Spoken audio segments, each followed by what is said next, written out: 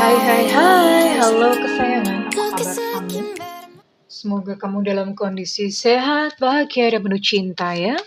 Ketemu lagi dengan saya Sada Baiti dan saya ditemani oleh Cassandra. Kali ini kita mau ngobrolin tentang yang merasa bersalah kepadamu. Ya, jadi siapa kira-kira yang merasa bersalah kepadamu dan kenapa dia merasa bersalah? Dan apa sebenarnya yang dia rasakan saat ini kepada kamu?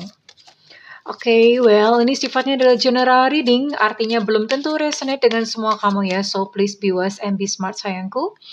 And makasih banget buat kamu yang udah like, subscribe, dan komen. Bunda mau doa khusus buat kamu ya. Oke, tarik nafas. Aku mengambil energi semesta, aku mengambil energi matahari, aku mengambil energi bulan. Buat kamu yang sudah memberikan energi positif untuk channel ini, yang saat ini sedang terluka karena cinta. Biarlah cahaya ilahi saat ini menerobos masuk ke dalam relung-relung hatimu yang paling dalam. Membasuh setiap luka, menyembuhkan setiap ruang di dalam hatimu, sehingga engkau mampu untuk memaafkan, sehingga engkau mampu untuk bangkit kembali dan menjadi pusaran cinta yang menarik pribadi-pribadi baik dalam kehidupanmu. Diterima ya. Dan yang belum subscribe ditungguin, karena dengan subscribe kita akan lebih mudah untuk terkoneksi. Oke.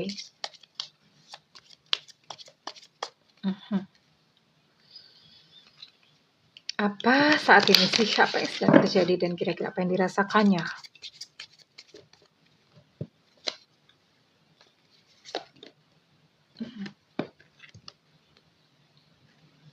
Oke.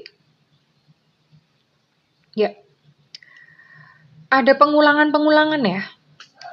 Ada pengulangan-pengulangan di sini. Ada satu peristiwa pengulangan-pengulangan yang terjadi di dalam kehidupannya yang membuat dia merasa bahwa ini karma terhadap kamu gitu ya. Maksudnya karena peristiwa ini membuat dia teringat kepada kamu. Jadi dia entah mengalami apa dan peristiwa-peristiwa itu membuat dia ingat, oh ini jangan-jangan karena aku pernah melakukan sesuatu kepada si dia gitu. Itu yang dipikirkannya ya. Dan itu peristiwa yang terulang. Dan dia membutuhkan seseorang saat ini. Sebetulnya bukan membutuhkan seseorang ya. Dia sedang membutuhkan bimbingan, sedang membutuhkan nasihat ya. Atas peristiwa yang saat ini dialami. Dia membutuhkan seseorang,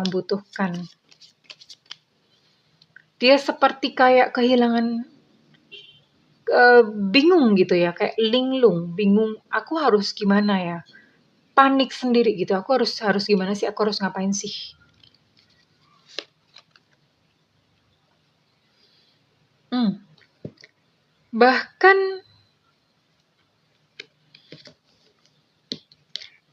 Bahkan saat ini dia dibayang-bayangi dengan ketakutan-ketakutan dan kegagalan-kegagalan. Ya, ketakutan-ketakutan dan kegagalan yang ketakutan-ketakutan merasa kayak, aduh jangan-jangan nanti aku gagal. Yang bahkan dia tuh lupa bahwa dalam hari-harinya dia pun kan pernah gitu mengalami yang namanya peristiwa-peristiwa yang baik, peristiwa-peristiwa yang mungkin sukses, peristiwa-peristiwa yang menyenangkan, itu semuanya itu ketutup gitu loh. Ketutup karena dia lebih ingat atau memorinya itu lebih kuat kepada peristiwa-peristiwa kegagalan ya. Jadi dia kayak seolah-olah lupa pada jati dirinya gitu. Dia mendefinisikan dirinya sendiri sebagai seseorang yang penuh gitu dengan kegagalan. Ya, ini yang terjadi saat ini. Oke. Sebenarnya kenapa sih? Saya mau lihat ya. Sebenarnya kenapa sih kok dia merasa bersalah kepada kamu? Apa sih memang yang dilakukannya? Di dalam semesta ini ya sayang. Makanya bunda tuh sering ngomong kalau misalnya kayak ada klien yang curhat, disakitin, apa segala macam. Serahkan kepada semesta. Percayalah bahwa semesta itu adil, seadil-adilnya. Tidak pernah ada satu peristiwa sedikit atau sekecil apapun yang luput. dari yang namanya hukum sebab akibat ya. Mungkin kalau buat kamu rasanya, tapi kok dia happy-happy aja Bunda? Itu bungkus. Ya, percayalah bahwa semesta itu benar-benar memperhitungkan sekecil-kecilnya. Tidak ada yang pernah luput. Oke. Semesta ini punya sistem yang sangat-sangat sempurna.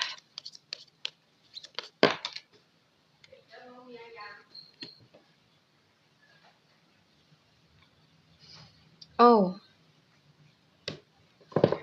ada yang mengontrol di sini.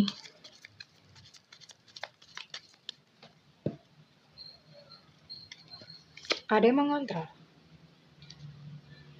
Oke. Pasti yang sebenarnya. Oke, I see. Ini adalah sebuah karmic relationship. Engagement ring. Oke. Jelas. Oke. Oh, ada energi. Ini twin flame sekaligus karmic. Ya. Jadi koneksi kamu dan dia itu twin flame sekaligus karmic. Ya, memang ini sih. Biasanya twin flame itu deket-deket sama soulmate ya. Biasanya. Kenapa ada twin flame yang karmic? Berarti begini. Memang kamu sama dia twin flame. Tapi twin flame itu kan sebetulnya banyak banget ujiannya ya. Banyak banget ujiannya, banyak ininya. Dan kebetulan saat ini kamu dan dia itu pada fase atau dalam situasi yang karmik. Ya, dalam situasi yang karmik dan tentu saja di dalam kehidupan sekarang atau dalam masa kehidupan sekarang. Twin flame yang sekaligus ada karmiknya ya, ada energi-energi karmik ini. Itu tidak akan bersatu dalam kehidupan ini. Entah nanti mungkin dalam kehidupan selanjutnya ya, ada perjalanannya lagi. Tapi dalam kehidupan saat ini memang tidak untuk bersatu karena ada karmiknya ya. Artinya PR-nya masih banyak. Dan ini di sini saya bisa melihat bahwa salah satu itu memegang kontrol, artinya mengendalikan. Mungkin salah satu itu lebih kayak semacam otoriter gitu ya. Bahasanya otoriter ya. Apa ya? Controlling banget lah. Dia yang lebih banyak ngamuk, lebih banyak marah, lebih banyak nyuruh-nyuruh, lebih banyak meminta, lebih banyak menuntut, ya. Jadi ada satu sosok ini entah kamu entah dianya, ya. Dan oke lah dia gitu bisa mungkin supaya gampang gitu. Ini bisa vice versa ya, bisa kamunya bisa dianya. Tapi supaya gampang dia gitu. And then kamu mencoba untuk kamu keluar ya.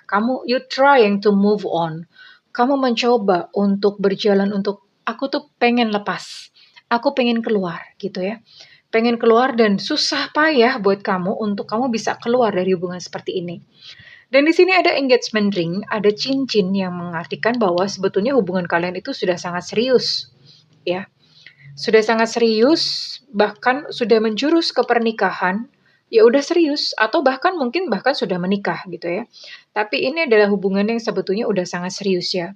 That's why kenapa ini sangat menyakitkan buat kamu ya, bahkan buat dia juga gitu. Sekalipun mungkin dia banyak lebih menyakiti, mungkin dia lebih banyak kayak, eee, apa ya, lebih banyak kayak orang itu kayak misalnya pegang pisau tuh dia lebih banyak nyabet-nyabet gitu ya.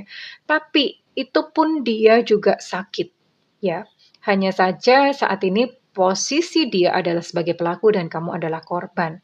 Iya, oke, that's why. Ya, that's why. Ini adalah sesuatu hubungan yang menyakitkan buat kamu. Oke, saya akan lihat untuk apa yang menjadi isi hatinya sih?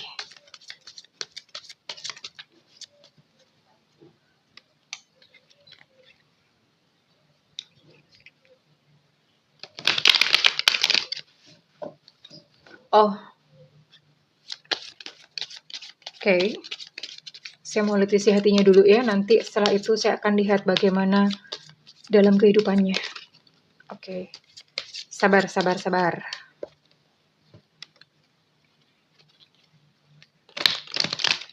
Ini kartu bikinan Bunda sendiri ya. Didedikasikan untuk kalian. Sayang-sayangku.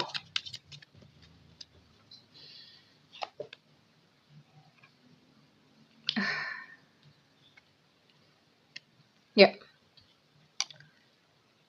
Jadi biasanya gimana ya? Orang itu selalu mengukur orang lain sesuai dengan dirinya sendiri. Nah, dalam hal ini dia sudah menggandeng orang lain, tapi dia yang blingsatan membayangkan kamu dengan orang lain.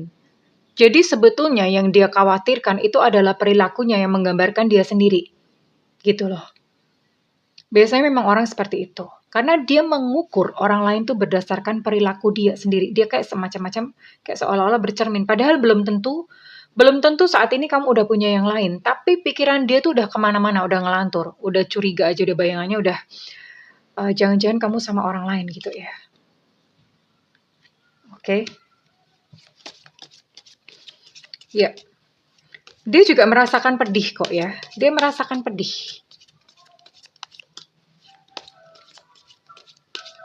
Dia merasa pedih tapi mencoba untuk menguatkan diri. Dirinya sendiri dia merasa pedih. Dia masih stalking kamu sampai hari ini, mungkin masih melihat sosial media kamu atau masih melihat status di WhatsApp kamu atau bahkan menchat WhatsApp kamu hanya sekedar pengen tahu apakah kamu online atau enggak. Ya. Separah itu, ya. Separah itu dirinya. Dan sebetulnya dia masih cinta ya.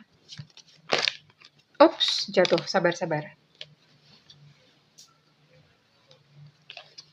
Sebetulnya masih ada rasa cinta, ya, rasa cinta tapi karena dia merasa bersalah, jadi dia takut sama kamu.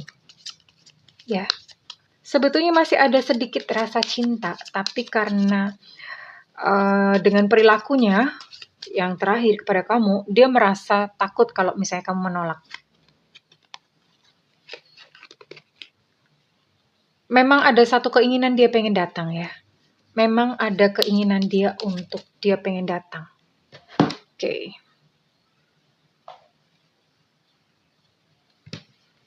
Apalagi?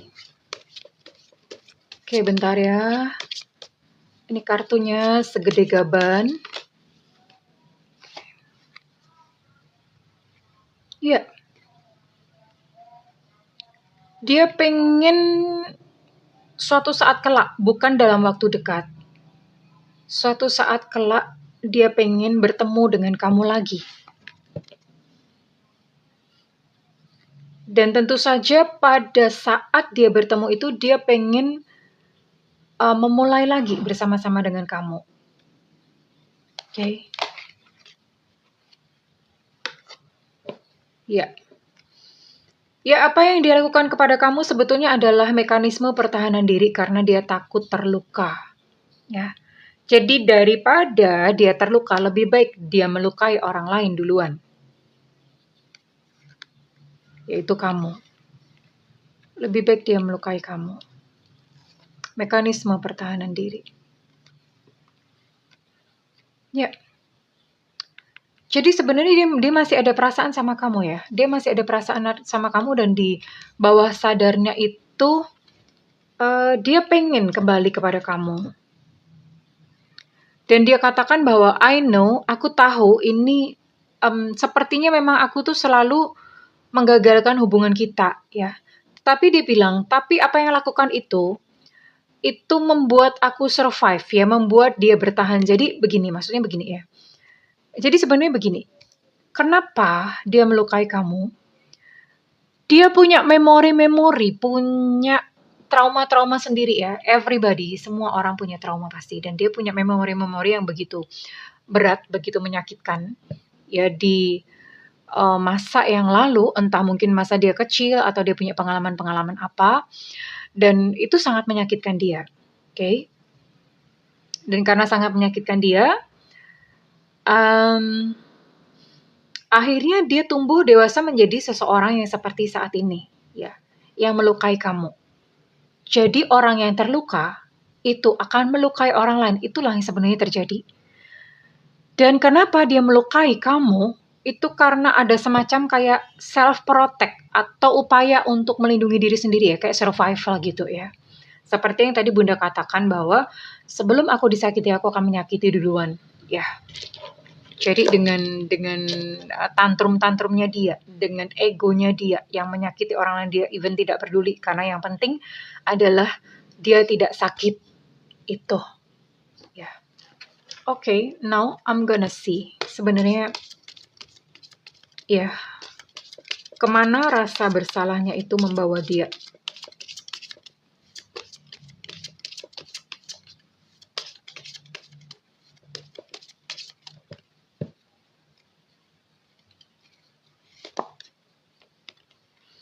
Ada self-sabotase, ada sabotase diri. Jadi gini,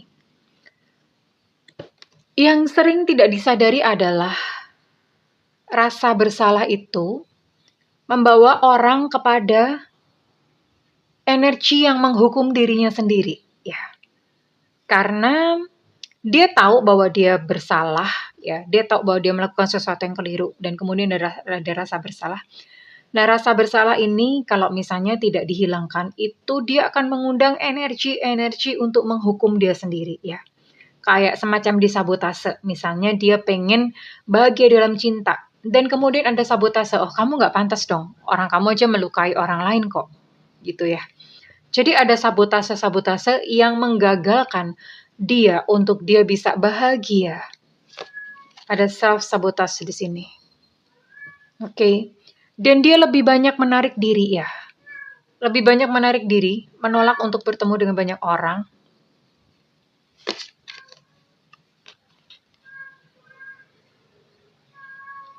Dia tidak bebas untuk berkreasi.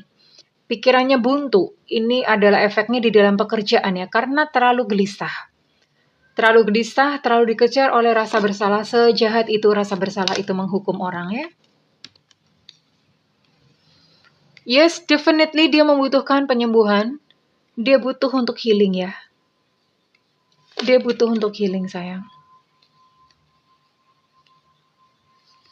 Ya, dia butuh healing dan langkah pertama sebetulnya yang perlu dia lakukan adalah datang kepada kamu dan meminta maaf. Sebenarnya itu yang perlu dia lakukan, datang kepada kamu dan meminta maaf. Mengakui bahwa dia salah. Ya, ketika datang kepada kamu dengan meminta maaf, dan itu berarti dia kayak seolah-olah memutus karma. Aku udah menyelesaikan tugas dan tanggung jawabku. Ya, jadi dia kayak memutus karma. Oke. Kita akan lihat ini kamu yang dealing dengan siapa. Oh ya, ke depan ya. Saya mulai dulu kalian ke depan. Bagaimana kamu dan dia ke depannya?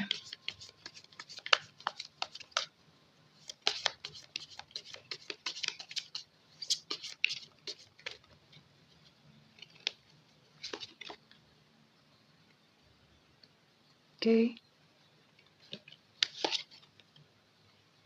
Oke.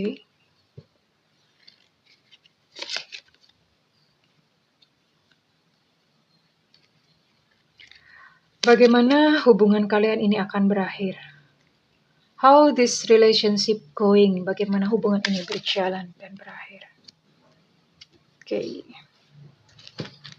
Perlu center ya, soalnya ini gelap. Perlu center. Oke. Ten of Cups. Two of Swords. Lalu kemudian ada Page of Wands. Oh, Page of Cups ya, oke. Ini Page of Cups. Ada Page of Cups, ada Knight of Wands, dan ada Temperance. Oke.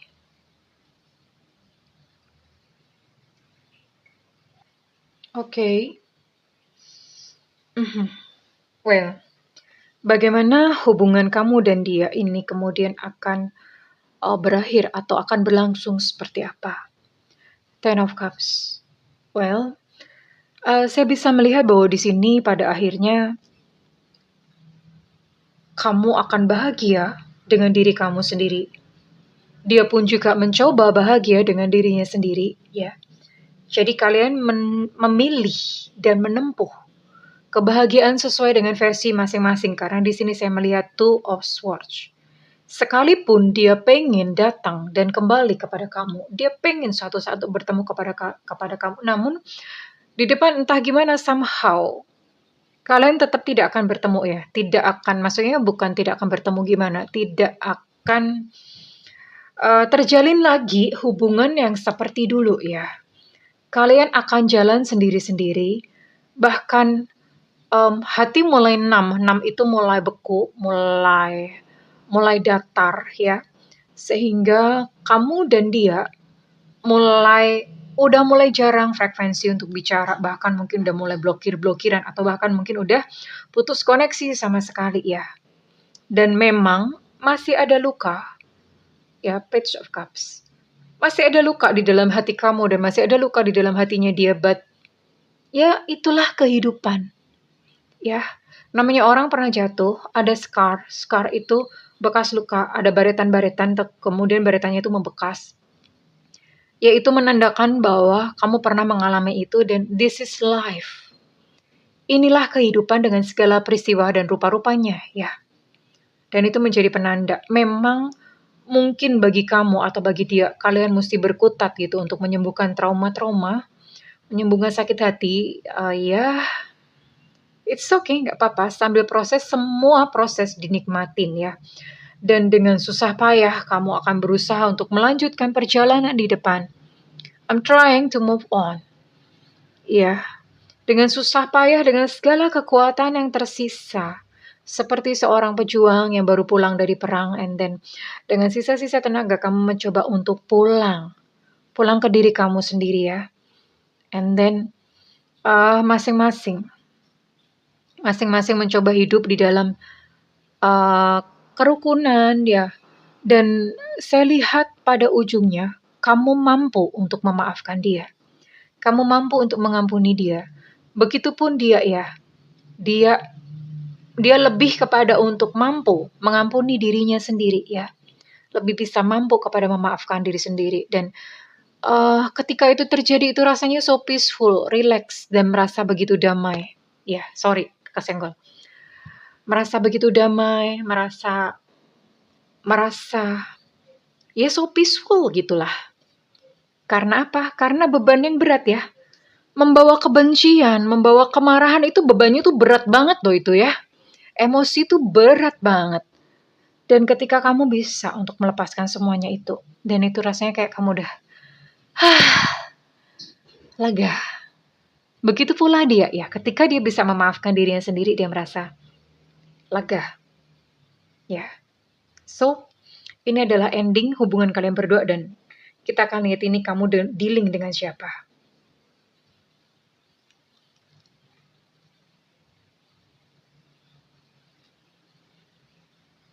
Oke.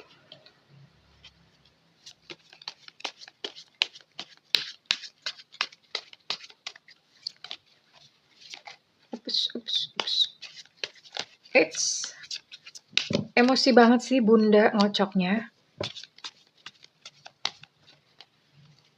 Oke.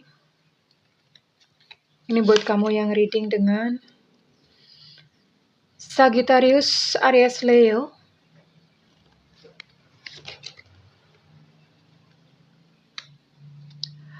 Lalu ada Taurus, Virgo, Capricorn.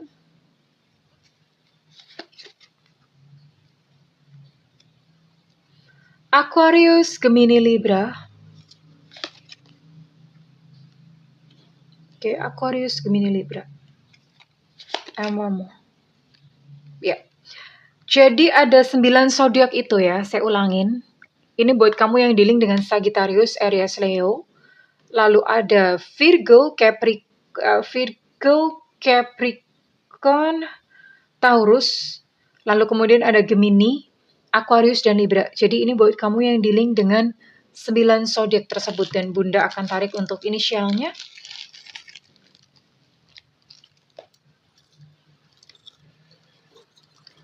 Dibantu ya, prok jadi apa? Dibantu ya, prok jadi apa? Dibantu ya, prok jadi apa? Dibantu ya, prok jadi apa? Dibantu, prok jadi apa? Oke. Di sini ada Evanta, ada es susu, ada tetanus, lalu ada Negro, ada U Ultra, ada Eko, masuk Pak Eko, ada H Hotel, ada A Alpha, A ini jarang keluar ya. Ada P Papa, ada Elu Cinta Luna, ada K Kilo, ada Z Zulu, dan ada X. Ada X itu apa ya? X itu apa ya? Ada X apa ya? X lah, X cross ya. Oke. Ya, Xavier. Oke ya. Ada X Xavier. Soalnya kalau nyebut X ekstra tuh orang suka nanya, Bunda itu X atau E? Ya, X sayang.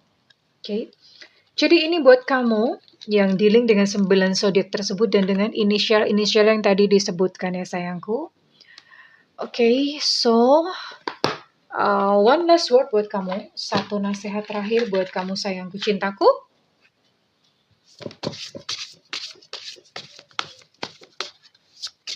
Ini sama-sama ya, sama aja. Kartunya juga segede mendoan Purwokerto.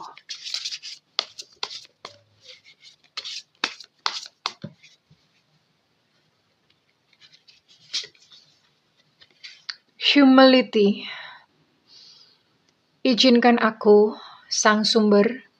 Izinkan aku ya Tuhan, izinkan aku doh Gusti, untuk selalu menerima bimbingan-Mu. Aku menyambut setiap pertolongan-Mu di setiap jalanku, dan dengan sukacita aku menerima semuanya. Ya, ini artinya apa? Manut, mengalir, terima, tersenyum. Mengalir, terima, tersenyum. Ada satu kata-kata, ini kata-kata Bunda ya. Bunda bikin kata-kata bahwa satu titik balik dalam kehidupan, tanda-tandanya ketika kamu sudah mencapai titik balik adalah ketika kamu berubah dari yang tadinya, Tuhan aku pengen ini, Tuhan aku maunya begini, mulai berubah kepada ya udah, gak apa-apa Tuhan, aku menerima semuanya dan aku mau ikut kemana Engkau membawa aku. Mengalir, terima, tersenyum. Ketika kamu sudah berada pada level itu, dan berarti kamu sudah mengalami, sudah memasuki fase titik balik perubahan. Well, kalau misalnya readingan ini resonate dengan kamu, saya minta feedbacknya di kolom komentar sayangku ya. Dan buat kamu yang ingin melakukan personal reading, silakan menghubungi nomor yang tertera di kolom deskripsi, tentu saja berbayar Marimar, oke. Dan kalau misalnya kamu tidak ada budget, kamu boleh nyalakan loncengnya, tungguin Bunda siaran langsung di YouTube. Siaran langsung di YouTube sayangku, jangan WhatsApp ya. Bunda udah cukup pusing di teror. WhatsApp minta gratisan, please deh, please. Kalau mau gratis, tungguin Bunda live di YouTube. Jangan WhatsApp please ya, jangan marah kalau misalnya WhatsApp udah Bunda bilangin seperti ini, jangan marah kalau misalnya WhatsApp-nya nggak Bunda bales atau bahkan Bunda blokir ya kalau terus-terusan maksain, oke? I'm so sorry ya, but this is adalah dunia energi, capek tahu ya. Capek, ngereading tuh capek ya sayangnya, oke? Well, aku mendoakan kamu semuanya segera pulih ya, recovery in love, mengalami satu healing atau recovery energi ya sayangku, kembali pulih. Oke kesayangan, I love you, bye-bye.